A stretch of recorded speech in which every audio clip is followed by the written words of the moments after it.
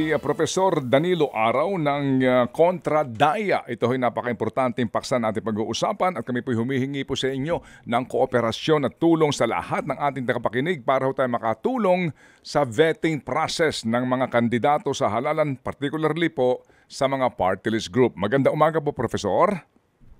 Yes, magandang umaga sa iyo, Ted at DJ Chacha. Salamat po sa imbitasyong ito. Okay, sir. Sa ngayon po kasi ang sabi ng COMELEC, 160 party list ang PPD binigyan na po ng pahintulot o accreditation na lumahok sa party list system election. Kapag ganito karami ang party list na ito, gaano po kahirap sa inyo pong panig na busisiin po ang bawat nominado nitong party list na ito?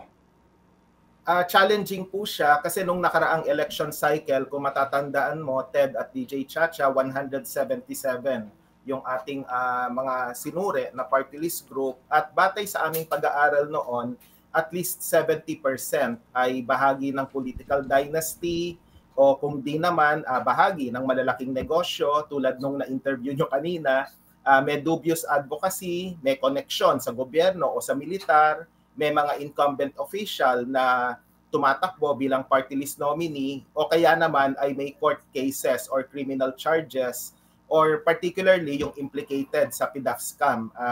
Yun yung focus namin noong 2022 party list race.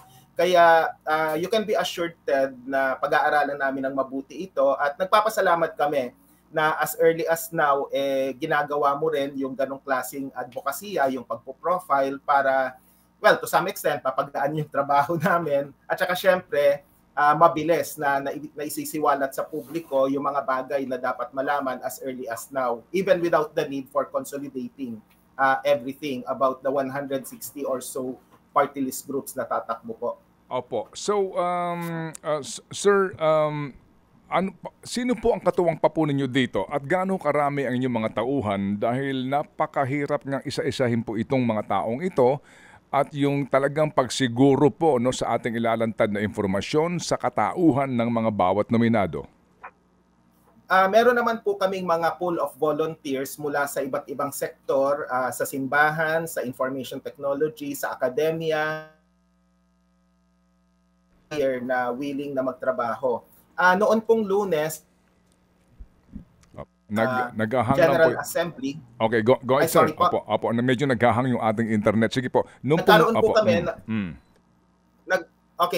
po kami ng General Assembly noong Lunes at isa rin po yon sa mga pinag-usapan namin yung para masigurado na mailalabas namin ang mabilis yung aming pag-aaral po. Okay. Sige, sir. So, ito hong pag-aaral natin po sa bawat nominee na ito, may effect ba dito? Paano po ang ating detalye dito? Kasi ginawa ng 10 ng COMELEC para nga maiwasan na yung, yung pong resignation ng buong 5. No, kung sakasakali nga po na may mga sumisingit na magiging nominado kaagad ng mga winning party list group. Kapag ba 10 hanggang ilan lang po ang ating pong betting dito? Siyempre po, yung ang mangyayari sa party list race, isa lang talaga yung pipiliin, yung iboboto, at batay sa batas, hanggang 3 lang. Kasi 2% isang upuan, 4% dalawa, and 6% ng total votes cast for party list group ay 3. Yun na yung pinaka-maximum po niya. Siyempre may bentahe na alam natin kung sino yung nasa order na yan ng mga party list nominee, pero yung crucial po dyan ay 3. At ngayon, mas stricto na po yung comment karang election cycle hinggil sa withdrawal and substitutions.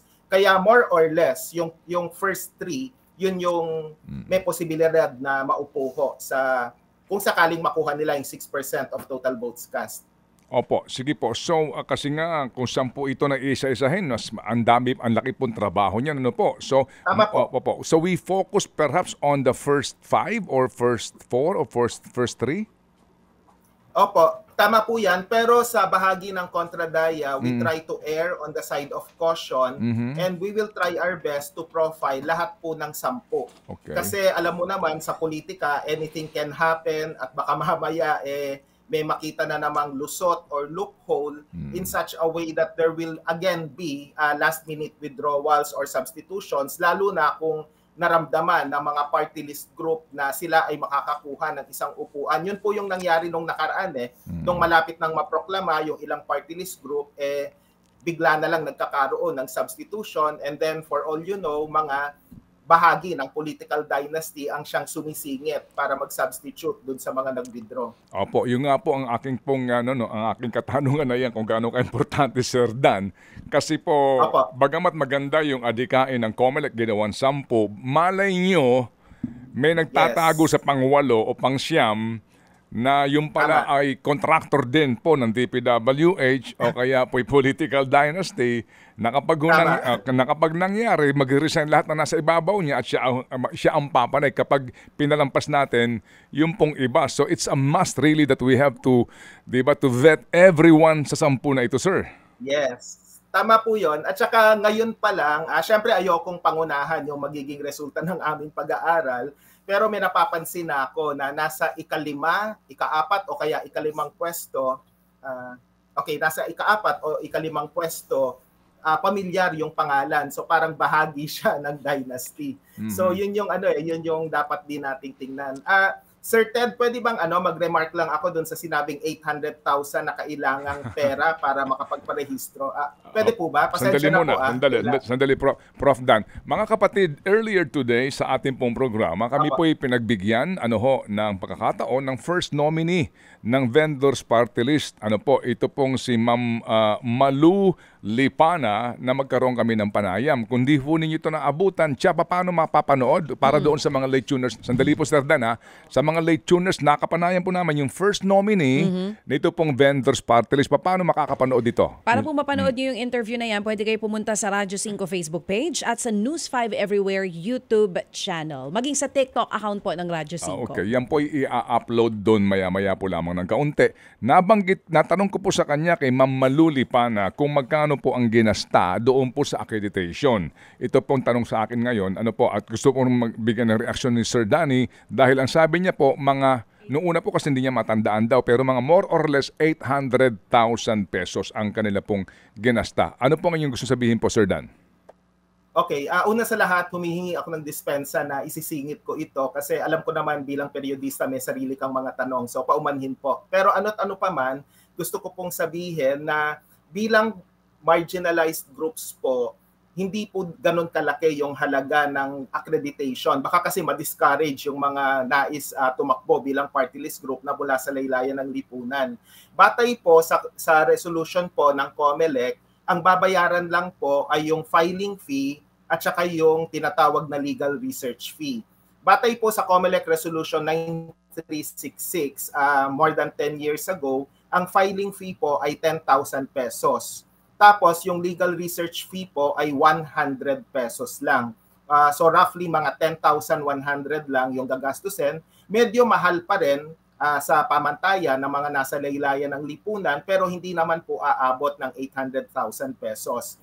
Ang panawagan namin ngayon, sana po nakikinig yung COMELEC, baka po pwedeng investigahan yung sinabi ng taga-vendors party list na 800,000 yung ginastos nila kasi para lang mawala yung public perception o yung suspicion na baka I'm sorry to say, baka may lagayang nangyari sa loob ng COMELEC para ma-expedite yung process of accreditation of vendors party list. Sana po ipatawag yung vendors party list para ma-settle itong sinasabi nila na 800,000 na ginastos kasi ang layo po nito doon sa required na gastusin na napakaliit na halaga kumpara doon sa sinasabing 800,000 po.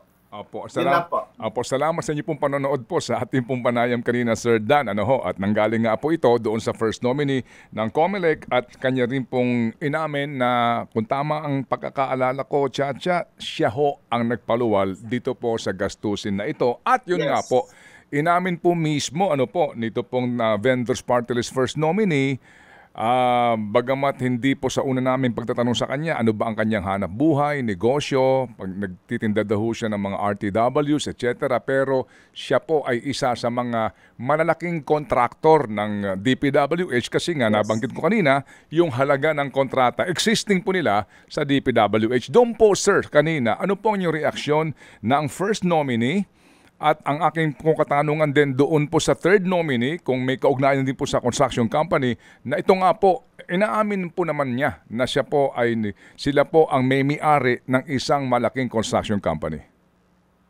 Yun po ang pangunahing depekto ng kasalukuyang party list law kasi sinasabi in not so many words na basta ikaw ay nag-champion or advocate ng isang particular na sektor, pwede kang tumakbo. Yun yung problema, yun yung circumvention and mockery of the law na sinasabi natin kasi hindi lang usapin ito ng mga political dynasty kundi parte na rin ng mga malalaking negosyo na kunwari sila ay para sa mga maralita o sa mga nasa laylayan ng lipunan when in fact they have their own interests to promote based on their own background. At saka minsan tinatago, well, di naman sa tinatago, pero hindi nila openly sinasabi ito kung hindi pa makulit yung periodista tulad ni Ted at ni DJ Chacha, hindi pa malalaman yan at may expose sa publiko.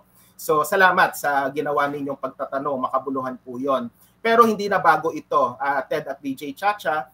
Through the years, may mga halimbawa lang, may mga malalaking negosyo na nagsasabi sila ay para sa mga manggagawa. Sila ay nagsasabi na sila ay para sa mga magsasaka pero mga malalaking Panginoong may lupa po pala. And then through the years, again, yung mga naunang party list group as early as the first election noong 1998, mga political dynasty yung namamayagpag at yung mga pamilyar na apelyido yung nandoon. Tandaan po natin, sa party list race, you only need at least 2% of total votes cast for party list at nung nakaraang party list cycle, kahit 100,000 votes lang ang nakakuha ng kahit isang upuan. Kaya mathematically speaking, makakuha ka lang ng 200,000 to 250,000 votes, more or less, depending on the number of total votes cast for party list group. Pag 200 to 250,000 votes, pwede ka nang makakuha ng at least isang upuan. Kaya ang laro ng ilang mga political dynasty at saka big business, nangangampanya na lang sila sa kanilang baluarte, sa kanilang bailiwick. Halimbawa, kung sa norte ka lang mangangampanya kasi meron ka ng voter base that is enough to assure you of at least one seat. Kaya po, through the years, yung publiko hindi talaga pamilyar dun sa lahat ng mga 160 or 177 in the case of last year na mga party list group kasi yung iba sa kanila assured na ng baluarte. At sa usapin ng vote buying, confident sila na kaya nilang bilhin yung mga boto sa isang lugar at yun ay sapat na. Hindi na nila kailangang mangampanya pa nationwide para makakuha ng upuan po. So yun yung kabulukan ng ating party list system, unfortunately. Professor Dan, ang prinsipyo, intent and spirit of the law ay napakaganda. Di po ba? Opo. To represent the marginalized sector. Ang problema na binabanggit nyo ngayon na ating kinakaharap ay sa mga naging desisyon ng Supreme Court, di po ba? No? Kaya po ito ngayon pinapayagan na mangyari. Aming nakapanayam recently si Attorney Romy Macalintal at kami po ay naglambing sa kanya na baka naman maaari ikako na siya mismo bilang abogado, no, na isa po sa mga humihingi ng reforma sa ating sistemang politikal, baka naman makagawa ng kaparaanan to question or to ask the honorable magistrates of the Supreme Court to revisit the decision. Dito po sa dalawang bagay yung pong kwalifikasyon ng mga nominado at yung pong 2% vote na kinakailangan. Kasi nga ngayon, kahit hindi ka naka 2%, makakaupo ka pa rin . Di po ba? Yan po ang decision. Kayo po sa kontradaya, Professor Dan, how do we correct this defect? How do we cure this abuse na ginagawa ngayon sa atin? Kayo ho, maliban dito sa ginagawa po ninyong pagbibigay ng paglalanta ng informasyon, kayo ba sa kontradaya, meron ho kayong maaring gawin ding usaping legal dito para pagtulong-tulungan po ito ninyo? Alam po din nyo, isa sa mga long-standing project at yung pinaplano talaga namin na hindi lang masyadong nagte-take off for one reason or the other ay yung pag-revisit dun sa atong paglaom case of 2013 sa Supreme Court Kasi in not so many words, ito yung nag-open ng floodgates para sa mga lahat ng tao, marginalized man o hindi, na lumahok sa party list group. Kasi tama ka, maganda yung intention nung 1995 party list law, and then yung naging desisyon ng Korte Suprema nung 2003 na parang sinabi na dapat bigyan ng kaukulang pansin at particular emphasis yung mga marginalized sectors.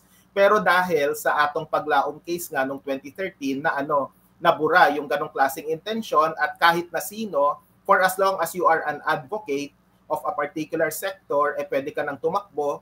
At yun yung problema kung bakit dun sa 63 seats na allotted para sa party list, more than 90% talagang nare-red flag ng kontradaya na hindi kumakatawan talaga sa marginalized and underrepresented. So yun yung isang dapat nating i-champion. At saka syempre, binabati rin natin si Attorney Makalintal kasi yung isa rin niyang advokasya na dapat yung mga appointive officials should be deemed resigned kung sila ay naging party list nominee. Finally, nandiyan na siya ngayon. So kumbaga, deemed resigned na sila, yung appointive. Yung elective, that's another matter altogether naman.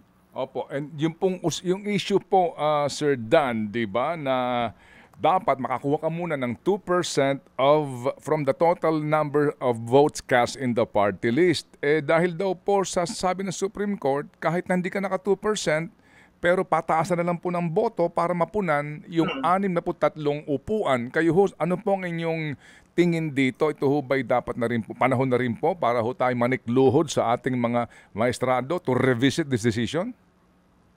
Opo, kailangan ding i-revisit itong mga ito. Kasi dalawa yung schools of thought dyan . Una, nakalagay sa batas 2%, pero bakit sa computation ng allotted seats, pagka hindi lahat umabot sa 2%, irarank mo na lang accordingly kahit hindi sila umabot. So yun yung isang school of thought. Yung pangalawa namang school of thought, sayang yung mga upuan at halimbawa kung hindi mo ma-fill up yung 63 seats, mababawasan yung bilang ng mga party list group. Pero para sa amin po, Sir Ted, kasi nasa proseso pa rin kami ng diskusyon kung ano ba yung proper way of handling the situation, fundamental yung issue dun sa mismong party list system na gusto po sana nating baguhin.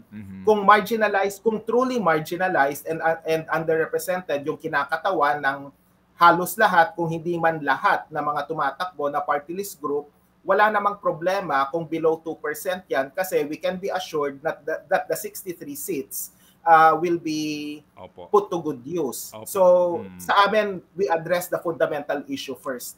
Yes, sir. Yes, sir. Tama po yun. Yung fundamental issue ng representation sa party list system. And second thing, yun din po naman actually, ang ganda po ng wisdom doon. You deprive the marginalized of their representation in Congress. Kung hindi mapupunan yung seats, but that is ideal in an honest society. Yes. Tama po yan. Kaya nga, ulitin ko lang, Sir Ted, maraming kabulukan, maraming problema sa party list race. Pero ang kontradaya, never po nang nanawagan ng abolition ng party list law. Kasi I can understand yung maraming mga kasama, maraming mga kaibigan na nagsasabi na wala namang silbi ang party list mula pa noong 1998 or so, i-abolish na yan. Pero tama ka, Ted, the spirit of the law, the intention of the law is very, very well-meaning. Kaya lang, yun na nga, I'm sorry to say, it gets bastardized by the political clans, by the big businesses. Kaya yung magandang intensyon, nagmumukhang pangit. Kaya kami sa Kontradaya, we would rather amend or make, substantial revisions to the party list law, i-revisit natin ito, i-challenge yung atong paglaom case ng Supreme Court para masigurado natin na yung more than 60 seats in the House of Representatives, minority na nga yan, yung lagay na yan, hindi mababastardize at magiging backdoor ng mga political dynasty at ng mga big business at yung mga may questionableng adhikain, lalo na yung mga may pansariling interest. May tanong po si Chacha.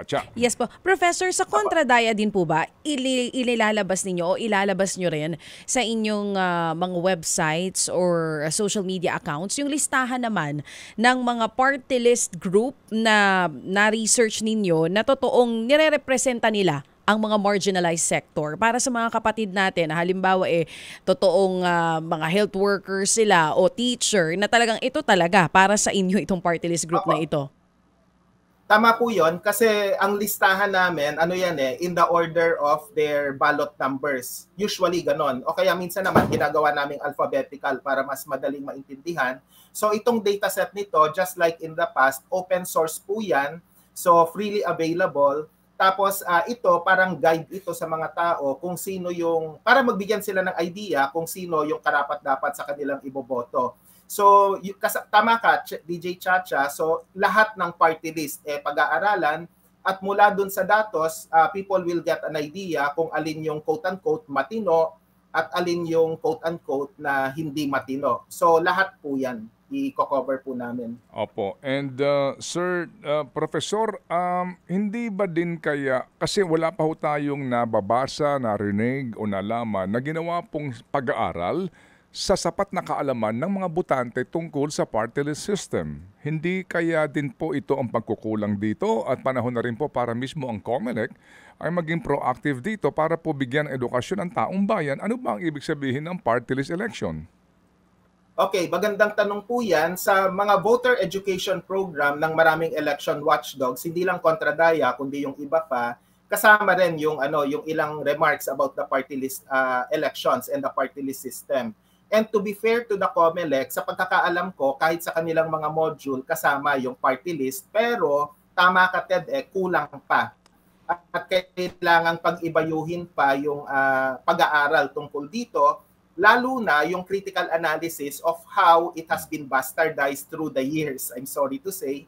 Tapos, bukod pa rito, dapat din nating i-expose yung mga political clans, yung mga malalaking negosyo sa kanilang paggamit, sa kanilang pag-circumvent ng batas just so they can have additional seats in the House of Representatives. Kaya, alam mo Ted, sa usapin ng voter education, hindi yan sober and sober analysis of the election system. Dapat talaga maging critical and adversarial tayo.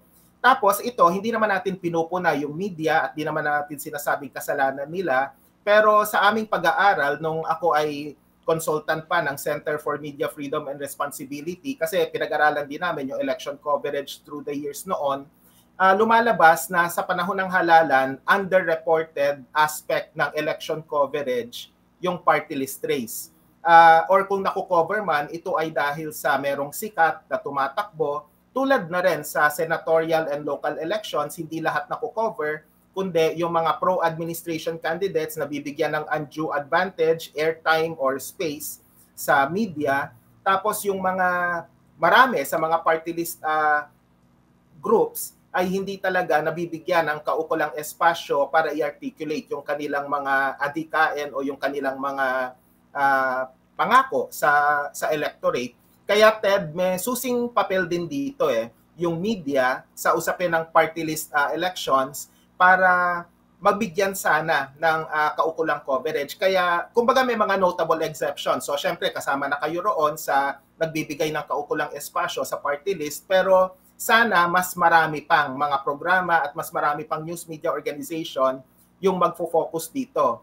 Asking the critical questions and exposing certain party list groups for what they really are. Mahalaga po yun. Opo. Sige po. So Sir Dan, hindi naman po itong ating huling pagkakataon po sa isang panayam. Opo. Mayo pa po ang halalan, pero ngayon pa lang po, no?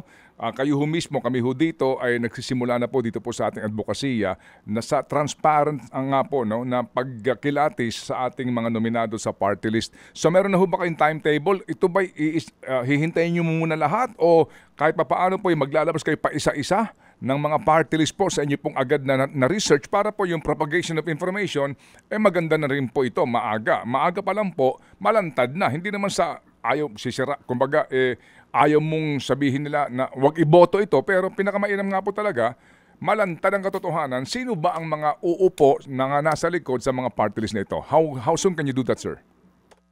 Okay, maganda po sana nakikinig ngayon yung mga volunteer namin sa Kontradaya kasi po ang usapan namin by October 8 sa pagtatapos ng pag-file ng certificates of candidacy, mamadaliin na po namin, irarush na po namin. Of course, with due diligence din naman sa research yung aming pag-aaral so that we can release it as soon as possible. In terms of timetable, yung unang report namin tungkol sa iba't ibang forma ng pandaraya, kasama na yung vote buying, premature campaigning, and other forms of election fraud, disinformation, kasama rin. By November, ilalabas po namin yung preliminary na pag-aaral on cheating. Hopefully, maisasabay namin, kung hindi man mas maaga pa, yung tungkol sa party list race. Kasi by that time, we already have an idea and we already have the information of the actual number ng nag-file ng kandidatura. Kasi yung sinabi mo na 160 plus, baka meron pang hindi mag-file or baka meron pang mga maghahabol na under appeal. So hopefully by November, we should be able to release our study po on the party list. Okay, sige Sana po. po nakikinig yung mga volunteer namin. Opo. At kami po ay ito po amin pong iniaalay ang amin pong programa bilang bahagi po para po sa pagpapalawak ng informasyon tungkol sa ating advokasiyang ito. Mabuhay po Sir Dan, hindi pa tayo tapos. Muli ho kami mga istorbo sa inyo. Opo. Yeah. Salamat, mabuhay po tayong lahat. Thank you, si Sir Danny Araw, profesor po at isa sa mga nangunguna sa grupong Kontradaya. Ted Filon at DJ Chacha. Ngayon, nasa Radyo 5, 92.3 News FM. Monday to Friday, 6 to 10 a.m.